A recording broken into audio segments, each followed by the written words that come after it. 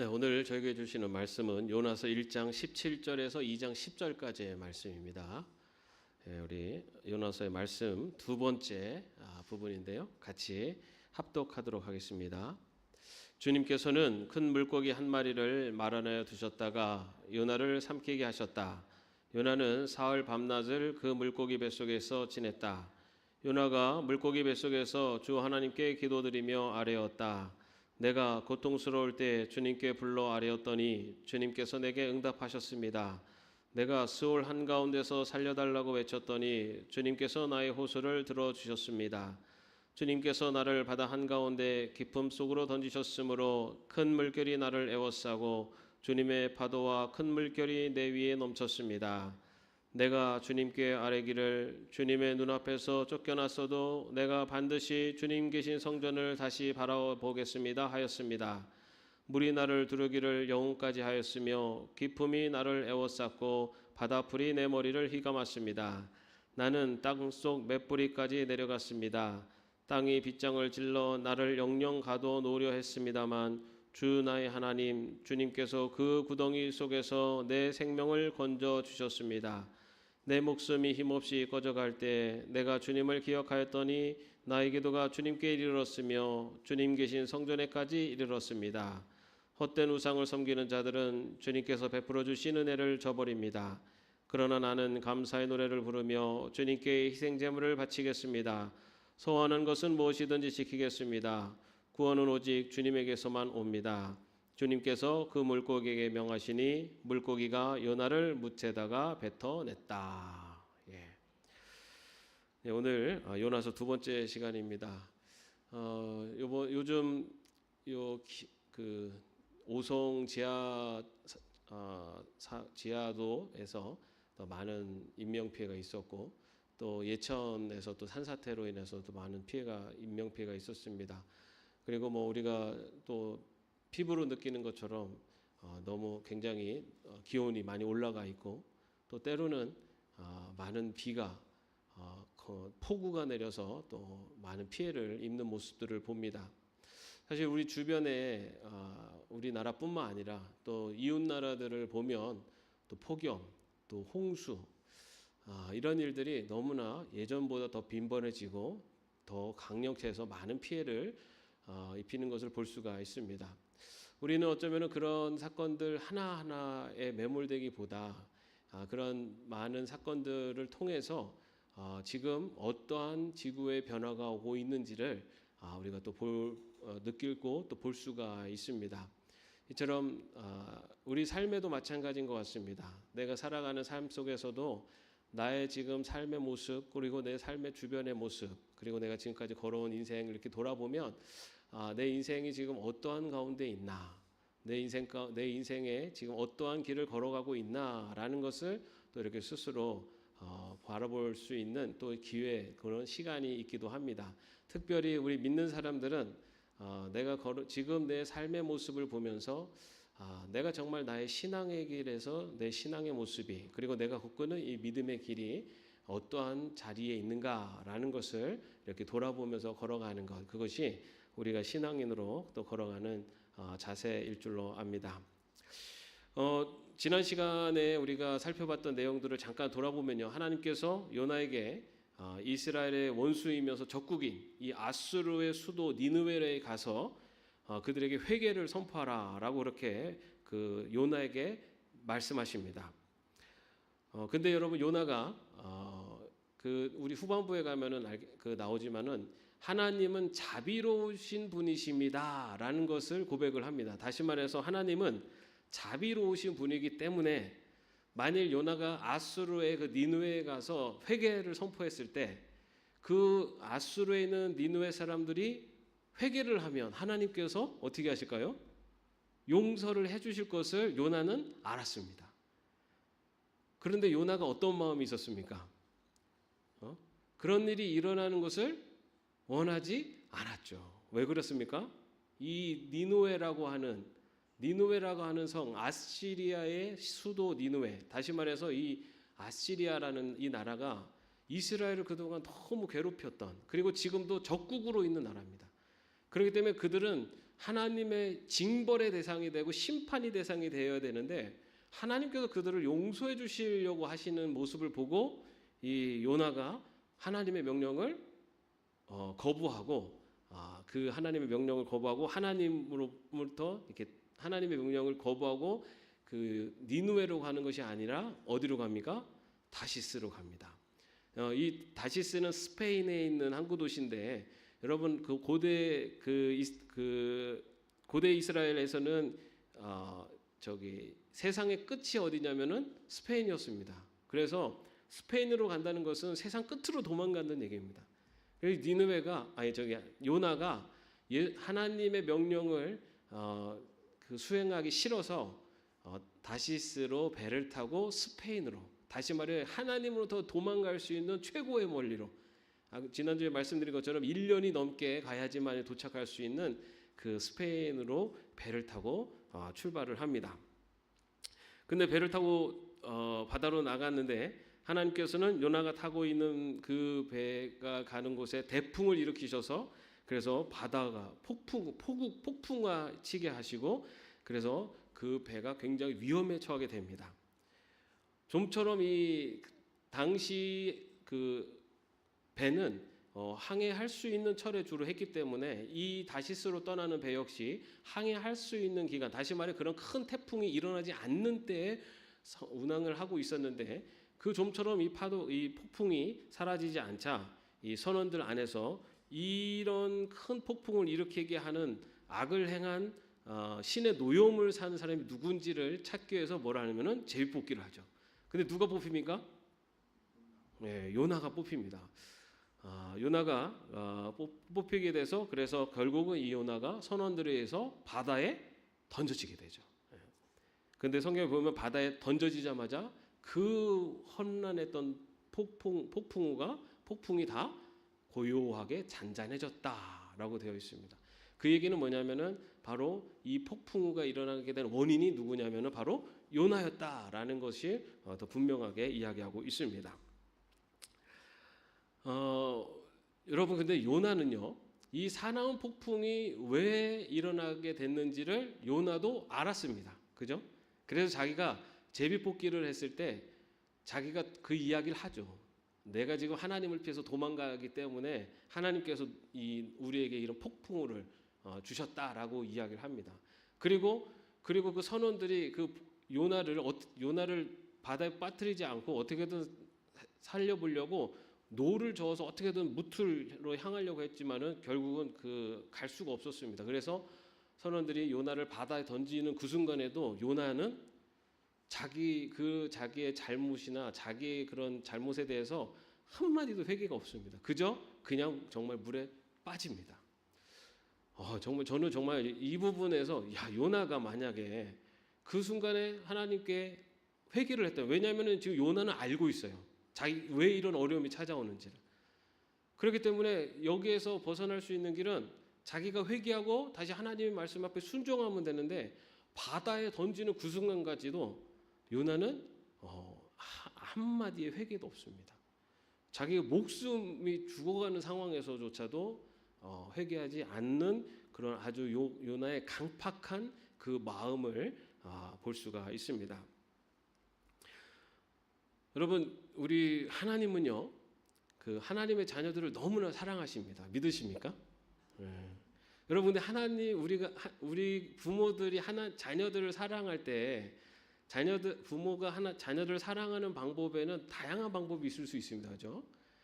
그런데 자녀가 잘못된 길을 갈 때 그때 부모는 어떻게 합니까? 혼을 내서라도 그 잘못을 바로잡아 주려고 하는 게 부모의 마음이죠. 그죠? 하나님은 하나님의 백성들을 너무너무 사랑하시는데 하나님의 백성이 잘못된 길을 갈 때는 하나님께서 혼을 내서라도 그 잘못된 길로 가는 하나님의 백성을 바른 길로 인도하신 분이 하나님이세요. 그래서요 때로는 하나님께서 하나님의 백성의 인생 가운데도 고난을 주십니다.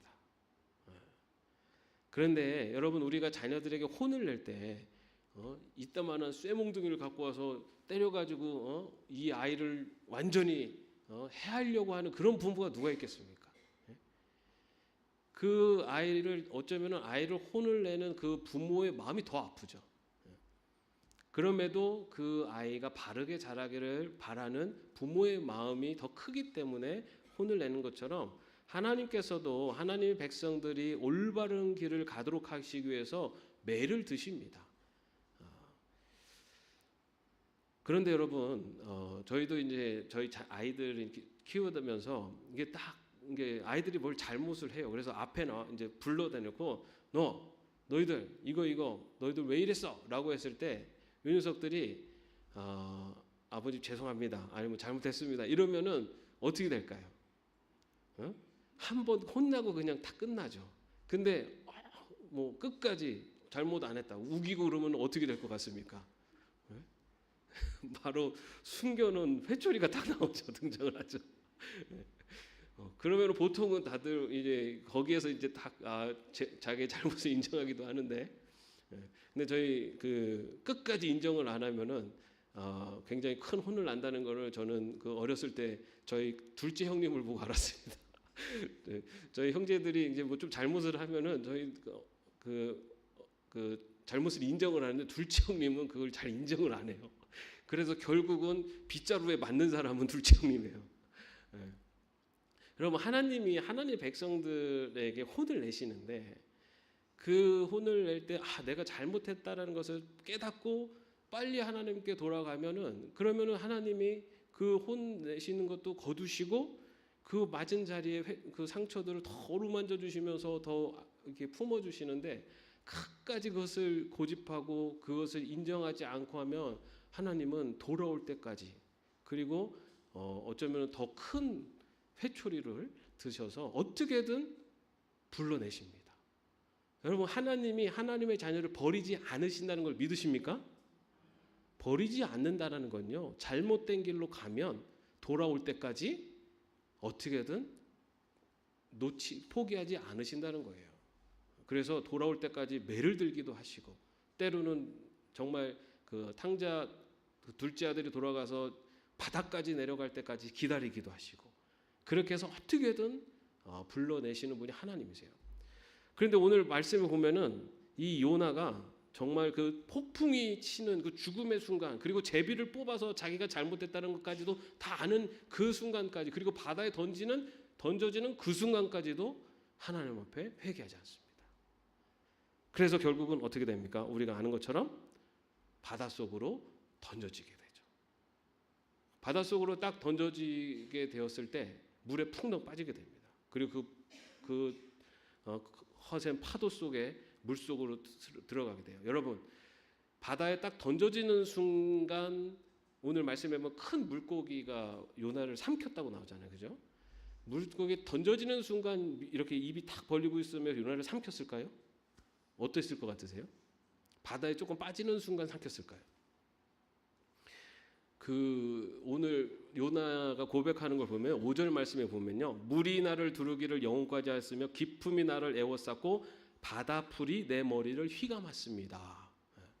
바다풀, 다시 말해 해초가 내 머리를 휘감. 다시 말해서 그 바다 깊은 곳까지 내려갔다라는 것을 이야기하고 있어요. 그러니까 바닷물에 빠져서 거의 이제 거의 죽기 직전까지 내려간 거죠. 그렇게 아마 그 해초가 머리를 닿을 만큼 바다 깊은 곳에 내려갔을 때 아마 요나는 난 이제 죽었구나, 거의 이제 뭐 삶을 포기했다고도 볼 수 있겠습니다. 그때 하나님께서 큰 물고기를 명하셔서 그를 삼키게 하십니다. 자, 그래서 오늘 그 큰 물고기의 뱃속에 삼켜진 요나가 드린 기도가 바로 오늘 우리가 읽은 본문 말씀입니다. 여러분, 그런데 요나를 삼킨 큰 물고기는 뭘까요? 네? 자, 우리 17절 말씀 한번 같이 읽어보겠습니다. 17절입니다. 네, 같이 읽겠습니다. 주님께서는 큰 물고기 한 마리를 말 안에 두셨다가 요나를 삼키게 하셨다. 요나는 사흘 밤낮을 그 물고기 뱃속에서 지냈다. 여기 그 큰 물고기라고 되어 있는 히브리어 데그라고 하는 히브리어가 있는데요. 그거는 그냥 물고기라는 뜻입니다. 그래서 사실은 원어로는 그냥 큰 물고기예요. 그런데 여러분 보통 우리 큰 물고기 요나를 삼킨 큰 물고기를 뭐라고 생각하십니까? 고래, 그죠? 왜 고래라고 우리가 생각하게 되냐면 킹 제임스 버전의 성경에서 이 큰 물고기라는 부분을 번역을 고래, 웨일이라고 그렇게 번역을 했어요. 그래갖고 우리가 보통 고래라고 생각을 하는데 뭐 실제적으로 이 바다에서 가장 큰 생물은 고래이잖아요. 그래서 고래일 것이다라고 그렇게 생각을 하는 것이 또 어쩌면 또 합당할 수도 있습니다. 그런데 보면요, 그 주님께서는 큰 물고기 한 마리를 마련하여 두셨다가라고 되어 있어요. 이 마련하여 두셨다가라는 의미를 우리가 두 가지로 생각할 수 있습니다. 하나는 하나님께서 어떤 특별한 이 목적을 위해서 어떤 특별한 창조 행위를 하셨다라고도 볼 수 있습니다. 또 하나는 기존에 있었던 생물을 이용하셨다. 이 두 가지 의미가 다 갖고 있어요. 여러분, 그런데 우리 하나님은 우주 만물을 창조하시는 분이기 때문에 이 요나를 돌아오게 하시기 위해서 어떤 특별한 생물체를 만들었다라고 하는 의미도 사실은 틀리지 않습니다. 또 한 가지는 그런 기존의 생물, 그 중에서도 뭐 우리가 아는 것처럼 가장 큰 생물인 고래를 통해서 그 요나를 삼키게 하셨다라는 뜻도 맞아요. 사실은 정확히 뭔지는 성경의 말씀으로는 우리는 정확히는 알 수 없습니다. 근데 보통은 이제 그런 큰 물고기를 이제 고래라고 생각을 하게 되는데요. 그런데 그 실제로 여러분 사람이 그런 그 물고기 뭐 여기서 만약 고래라고 한다면 고래 뱃속에서 살아남을 수 있을까요, 없을까요? 네? 그 1891년에 남대서양에서 그 고래 사냥을 하던 선원 중에 한 명인 제임스 바틀리라고 하는 선원이요, 바다에 빠져갖고 사라졌습니다. 그런데 그 포경선이 고래를 잡다가 사냥한 고래를 한 마리 잡았고 그 잡은 고래의 배를 갈랐더니 그 안에 바로 이 바다에 빠져서 사라졌던 이 선원이 발견되었고 그 선원이 그 이후에 다시 살아났다라고 하는 그런 그 기록이 있었습니다. 근데 이제 이것이 진위 여부는 지금 후에 대해서는 이게 진짜냐 가짜냐고 뭐 여러 가지 의견들이 있는데 뭐 이런 경우도 있었다라는 그런 기록들도 있습니다. 근데 이것이 이제 가능한 이유를 또 이제 이렇게 분석을 해놨는데 특히 이제 가장 큰 고래 중에 하나를 이렇게 향유고래를 볼 수가 있는데 이 향유고래는요 이렇게 그런 포유 동물인데 물에 뜨기 위해서 그 공기 주머니가 있다고 합니다. 공기 주머니가 있는데 그 공기 주머니 크기가 한 2.4m 정도 되고 뭐 높이가 길이가 한 4m 정도 되고 높이가 한 2m 정도 되는 그런 공기 주머니가 있어서 그 공기 주머니를 통해서 이제 이렇게 그 고래가 이렇게 또 부유하고 할 수도 있다고 하는데 때로는 그 요나가 그러면은 어디에 있었느냐라고 했을 때 그 공기 주머니 안에 있지 않았겠느냐라고도 봅니다.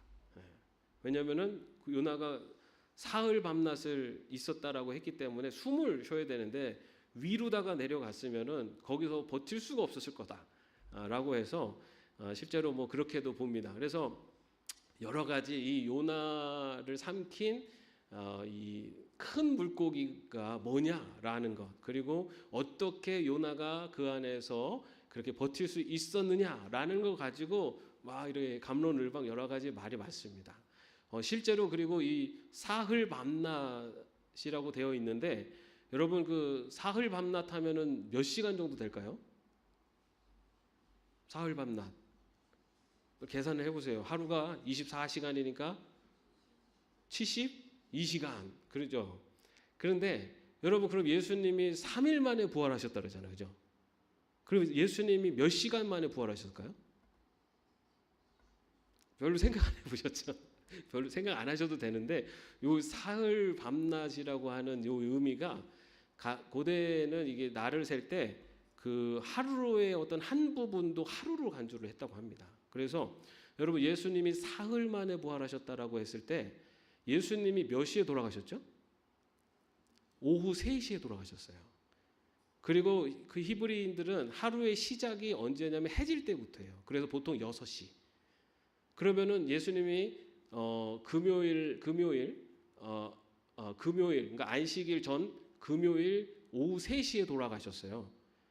그리고 나서 그 금요일 오후 6시부터 안식이 시작됩니다. 그리고 안식일이 하루 저녁부터 해서 다음 날까지 하루 지내서 토요일까지 해갖고 24시간. 그러니까 잘 생각해보세요. 3시부터 6시 3시간. 요것도 하루로 봐요. 그리고 24시간 지난 것도 하루로 보고, 그리고 나서 그 토요일 저녁 6시부터 이제 그때가 다음 일요일이 시작되는 건데, 그리고 나서 다음 날 해 뜨는 아침에 부활한 것을 발견했기 때문에 6시까지 하면 12시간. 그래서 저도 계산을 해봤더니 예수님이 죽으셨다가 부활하신 것이 발견되기까지의 시간으로는 39시간 정도 됩니다. 72시간이 아니더라고요. 그래서 이렇게 그 요나가 사흘 밤낮을 있었다라는 의미가 72시간을 있었다라는 의미가 아니라 실제적으로는 그 36시간에서 72시간 사이에 있었다라고 볼 수 있습니다. 자, 어쨌든 이런 내용들은 사실 이것이 과학적으로 이거를 밝혀내고 하는 의미도 있지만 그거보다 중요한 것은 하나님을 피해서 땅 끝으로 그 도망가고 있었던 이 요나가 결국은 그 물고기의 뱃속에 잡혀서 그곳에 이제 그 사흘 밤낮을 머물게 하신 분이 누구냐면은 하나님이시라는 겁니다. 하나님께서 하나님의 명령을 피해서 도망가는 요나를 돌아오게 하시려고 풍랑을 일으키셨지만 요나는 거기에서 돌아오지 않고 끝까지 버티다가 결국은 바다에 던져지게 되고, 바다에 던져진 요나를 다시 큰 물고기를 보내서 삼키셔서 그 물고기 뱃속에 머물게 하신 분은 바로 하나님이시다라는 것을 오늘 말씀은 우리에게 전하는 겁니다. 아마 요나는 정말 불빛 하나 없는 캄캄한 칠흑 같은 어둠 속에서 정말 사방이 조여오는 그런 좁은 공간 안에서 그 물고기 뱃속에 있는 동안 아마 그 시간이 얼마나 길게 느껴졌겠습니까? 큰 물고기의 뱃속에 있었던 이 요나에 대해서 그 켄달이라고 하는 신학자는요, 어떻게 이야기를 했냐면, 물고기 뱃속은 살기 편한 곳은 아니었지만 진리를 깨닫기 좋은 곳이었다라고 그렇게 분석을 하기도 합니다. 다시 말해 하나님을 피해 도망가는, 그리고 하나님의 말씀을 피해 자기의 고집과 자기의 뜻을 굽히지 않고 도망간 이 요나, 그가 그 처해 있는 현재 그 물고기 뱃속이라고 하는 아주 두렵고 어려운 그 상황은 굉장히 그에게는 두려움에 그리고 공포의 시간일지 모르지만 그 시간이 진리를 깨달을 수 있는 시간이었다라고 그렇게 바라봅니다. 여러분, 우리가 그 애굽에서 이스라엘 백성들이 출애굽을 한 이후에 그 다음에 하나님께서는 가나안 땅으로 이스라엘 백성들을 인도하셨죠. 그런데 그 과정 속에서 하나님의 말씀 앞에 불순종한 이스라엘 백성들은 결국 광야 40년이라고 하는 광야 생활을 시작하게 됩니다. 그런데 성경에서는 그런 광야의 시간들이 이스라엘 백성들이 더 하나님을 알아가고 하나님의 백성으로 변화되는 그런 시간, 그래서 광야의 40년을 광야 신학교라고도 그렇게 또 말하기도 합니다. 아무것도 할 수 없고 도망칠 곳도 없는 이 물고기 뱃속에서 이 요나가 그리고 그의 삶의 새로운 변화가 그 안에서 일어나게 됩니다. 그런데 여러분, 요나가 이 물고기 뱃속에서 몇 가지를 깨닫게 되는데요. 그 중에 하나는 2절 말씀을 통해서 볼 수 있습니다. 여러분, 2절 한번 같이 읽어보겠습니다. 아뢰었다. 내가 고통스러울 때에 주님께 불러 아뢰었더니 주님께서 내게 응답하셨습니다. 내가 스올 한가운데에서 살려달라고 외쳤더니 주님께서 나의 호소를 들어주셨습니다. 지금 요나가 이 물고기 뱃속에 있으면서 지금 요나가 고백하는 것은 하나님께 아뢰었더니 하나님께서 내 기도를 들으시고 응답해 주시고 또 하나님께 외쳤더니 하나님께 내 호소를 들어주셨다. 지금 요나가 깨달은 건 뭐냐면 지금 이 물고기 뱃속에 요나가 있다는 건 세상 누구도 모릅니다. 아무도 모르고 또 이 물고기가 어디에 어떤 곳에 있는지 아무도 모르죠. 그런데 요나가 깨달은 것은 내가 정말 이 처절한 고통 속에서 나 홀로 아무도 모르는 어둠, 컴컴한 어둠 속에 갇혀있는 그 순간에도 내가 하나님께 아뢰었더니 하나님이 내 기도를 들어주셨다. 다시 말해서 요나가 깨달은 것, 하나님이 이 고기 뱃속에서조차도 나와 함께하고 계신다라는 것을 요나가 깨닫게 됩니다. 여러분, 요나는요 하나님을 피해서 다시스로 도망가던 중이었습니다. 이 요나는 어쩌면은 자기가 스페인으로 가서 저 땅끝으로 가면 하나님을 피해서 하나님이 안 계시는 곳으로 갈 수 있지 않을까라고 하는 어쩌면은 그런 마음으로 그렇게 출발했을 것입니다. 그런데 요나가 결국 고기 뱃속에서 고백하는 것은 하나님이 나와 언제나 함께하고 계신다는 것, 하나님을 떠날 수 없다라는 것, 내가 철저하게 혼자 있고 어두운 캄캄한 그곳에 있을 때도 하나님이 이곳에 계시다라는 것을 깨닫게 됩니다. 비록 요나가 하나님의 뜻을 거역하고 또 주님으로부터 도망을 치면서 또 그가 하나님 앞에 회개하지 않고 오히려 자기의 목숨까지도 끊는 그 순간까지도 하나님께 돌아오지 않았음에도 불구하고 여전히 하나님은 요나와 함께 하셨다는 것을 요나가 깨닫게 됩니다. 여러분, 어쩌면 우리가 살아가는 인생 가운데 때로는 그렇게 정말 앞도 뒤도 보이지 않는 캄캄한, 앞으로 어떻게 해야 될지도 알 수 없는 그런 상황이 닥쳐올 수도 있습니다. 아니면은 정말 그 고기 뱃속에 갇혀 있는 것처럼 정말 미래도 불투명하고 너무너무 두렵고 어려운 상황이 닥쳐올 수도 있습니다. 그런데 여러분, 우리가 기억해야 될 것은 어떤 상황 속에도 어떤 형편 속에도 우리 하나님이 함께 하신다는 것입니다. 비록 그 자리가 심판의 자리이고 또 하나님께서 나에게 고난을 허락하신 자리일지라도 그곳에도 하나님이 함께하고 계신다는 것, 그것이 바로 하나님의 백성을 향한 하나님의 사랑입니다. 하나님이 지금 요나를 돌아오게 하시기 위해서 요나에게 벌을 내리시는 그 자리에도 하나님은 요나를 떠나지 않으신다는 거예요. 바로 요나는 그것을 깨닫게 됩니다. 그 가운데서 요나는요 자신이 얼마나 죄를 지었는지 다시 한번 자신의 죄를 고백합니다. 3절 말씀에 보면은 주님께서 나를 바다 한가운데 깊음 속으로 던지셨으므로 큰 물결이 나를 에워싸고 주님의 파도와 큰 물결이 내 위에 넘쳤습니다 라고 하면서 내가 이렇게 이 고난 가운데 바다가 던져진 것은 바로 나의 죄 때문이에요. 주님께서 나 때문에, 나의 죄 때문에 하나님께서 나를 이곳에 던지셨다는 것을 다시 고백을 합니다. 다시 말해 이 안에서 다시 한번 이 요나는 자신의 잘못을, 자신의 죄를 고백하는 모습을 볼 수가 있습니다. 비록 죄를 지었지만은 요나는 그렇게 자신의 죄를 깨닫고 그리고 하나님 앞에 기도하고 하나님을 불러 아뢰고 그리고 하나님께 살려달라고 외쳤다라고 성경은 오늘 말씀은 기록합니다. 여러분,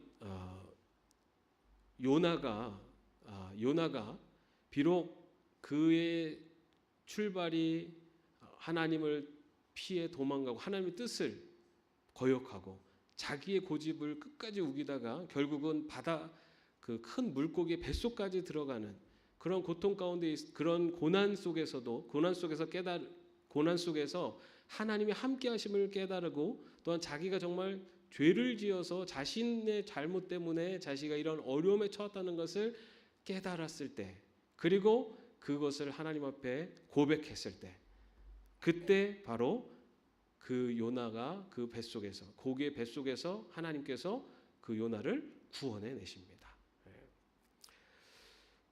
여러분, 우리는 이 말씀을 읽으면 어떻게 고기 뱃속에 3일 동안 갇혀 있다가 살아날 수 있을까라고 하는 기적적인 측면, 그리고 하나님께서 물고기의 뱃속에서 요나를 구원해 내셨다라는 것을 그것에 우리의 초점이 맞춰질 수 있습니다. 그런데 우리가 기억해야 될 것은 물고기의 뱃속에서 요나를 구원하신 하나님이 아니라 물고기를 통해서 요나를 구원하신 하나님을 볼 줄 알아야 됩니다.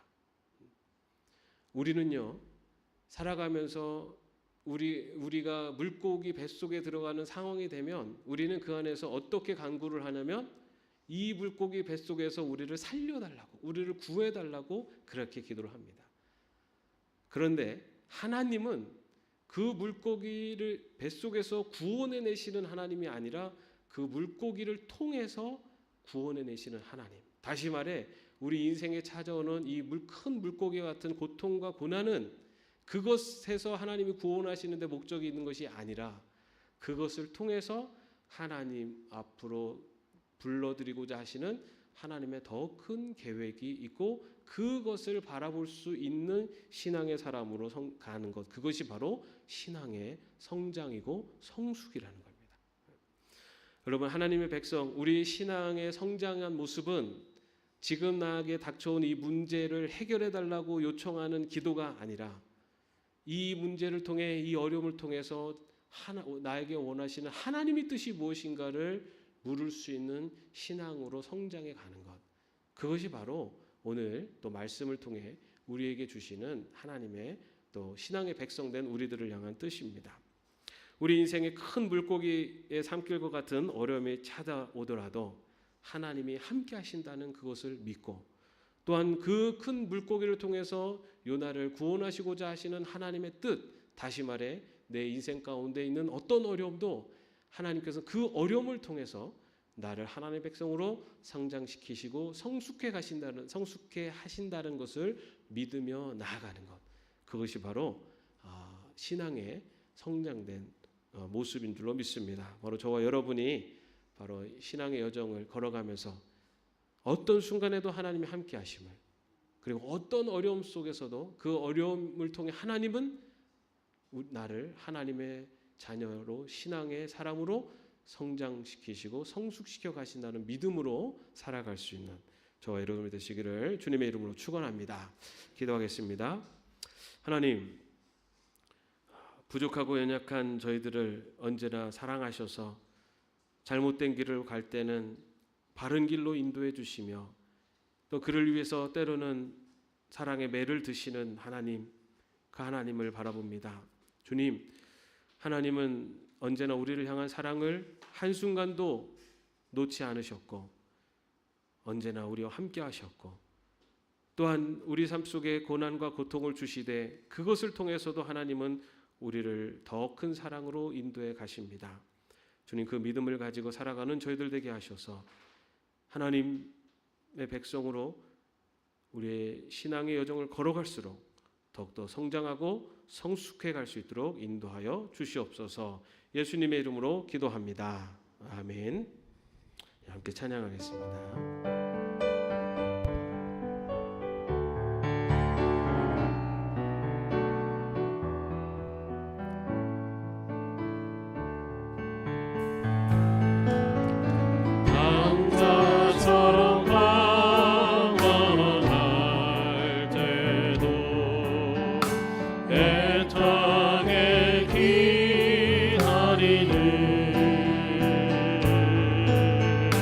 부는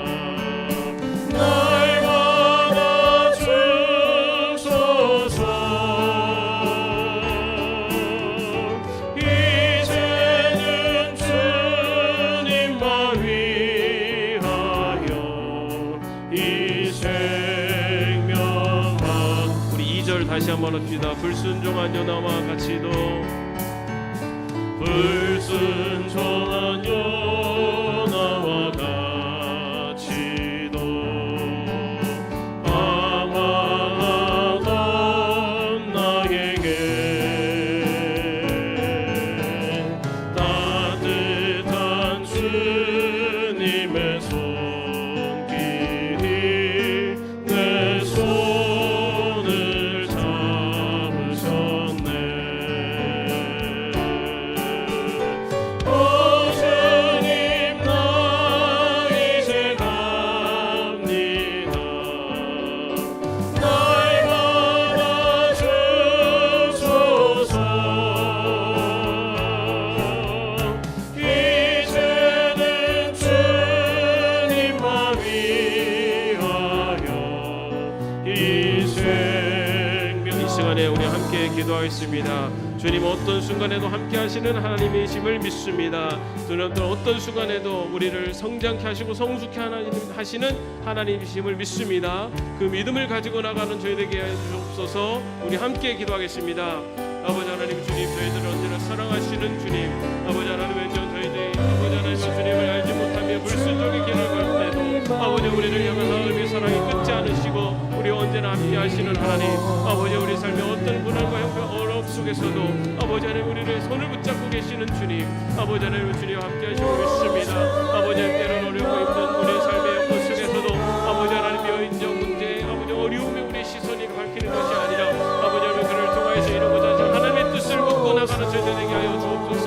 하나님이 원하시는 길, 아버지 하나님이 우리를 하나님의 자녀를 성숙케 하시는 하나님이심을 믿으며 아버지 하나님의 지금의 우리 삶의 어떤 어려움도 아버지 하나님의 주님 앞에 감사하며 기도하며 나가는 저희들의 수 있도록 인도하여 주옵소서. 아버지 하나님 그 모든 것들을 능히 감당할 수 있는 믿음 허락하여 주옵소서. 더욱더 믿음이 성장하고 성숙하며 아버지 하나님의 주님 저희들의 시간이 여전히 흘러갈수록 아버지 하나님의 함께 하심을, 그리고 하나님은 우리를 사랑하시고 우리를 하나님의 백성으로 성장케 하시는 분이심을 믿으며 나가는 저희들 될 수 있도록 인도하여 주시옵소서. 아버지 하나님의 주님을 싸우니 하나님의 주님을 위하여서 아버지 주님과 동행하는 삶이 될 수 있도록 주님 붙잡아 주시옵소서. 함께 하시고 있습니다. 주님 함께 하시옵소서. 오 주님 나 이제 갑니다. 오 주님 나 이제 갑니다. 날 받아주소서.